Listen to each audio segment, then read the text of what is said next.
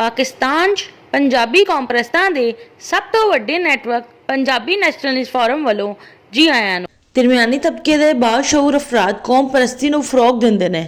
ਕਿਸੇ ਵੀ ਕੌਮ ਦੇ ਸਰਮਾਇਆਦਾਰਾਂ ਨੂੰ ਕੌਮ ਦੇ ਸਮਾਜੀ, ਮੁਆਸ਼ੀ, ਇੰਤਜ਼ਾਮੀ, ਇਕਤਸਾਦੀ ਮਸਾਇਲ ਦੇ ਇਸ ਲਈ ਦਿਲਚਸਪੀ ਨਹੀਂ ਹੁੰਦੀ ਕਿ ਸਰਮਾਇਆਦਾਰ ਇਹਨਾਂ ਮਸਲਿਆਂ ਦਾ ਸ਼ਿਕਾਰ ਨਹੀਂ ਹੁੰਦੇ। ਕਿਸੇ ਵੀ ਕੌਮ ਦੇ ਗਰੀਬ ਇਸ ਲਈ ਕੌਮ ਦੇ ਸਮਾਜੀ, ਮੁਆਸ਼ੀ, ਇੰਤਜ਼ਾਮੀ, ਇਕਤਸਾਦੀ ਮਸਾਇਲ 'ਚ ਦਿਲਚਸਪੀ ਨਹੀਂ ਲੈਂਦੇ ਕਿਉਂਕਿ ਗਰੀਬ ਦੇ ਬਸ ਦੀ ਗੱਲ ਨਹੀਂ ਹੁੰਦੀ। ਕੌਮ ਪ੍ਰਸਤੀ ਹਰ ਕੌਮ ਦੇ ਦਰਮਿਆਨੇ ਤਬਕੇ ਦੇ ਬਾਸ਼ਊਰ ਅਫਰਾਦ ਦੀ ਕੋਸ਼ਿਸ਼ਾਂ ਤੇ ਕਾਵਿਸ਼ਾਂ ਤੋਂ ਫਰੋਗ ਪਾਉਂਦੀ ਹੈ।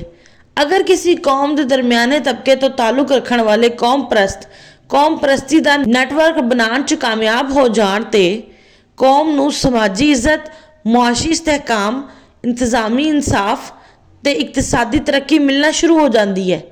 ਕੌਮ ਦੇ ਸਰਮਾਇਆਦਾਰ ਆਪਣੇ ਮੁਆਸ਼ੀ ਤੇ ਇਕਤਸਾਦੀ ਮਫਾਦਾਤ ਦੇ ਲਈ ਕੌਮ ਪ੍ਰਸਤਾਂ ਦੀ ਆਸ਼ੀਰਵਾਦ ਹਾਸਿਲ ਕਰਨ ਦੀ ਕੋਸ਼ਿਸ਼ ਕਰਨ ਲੱਗਦੇ ਨੇ, ਵਰਨਾ ਕੌਮ ਆਪਣੇ ਮੁਫਾਦ ਪ੍ਰਸਤ ਸਰਮਾਇਆਦਾਰਾਂ ਦੇ ਚੰਗੁਲ 'ਚ ਫਸੀ ਰਹਿੰਦੀ ਹੈ।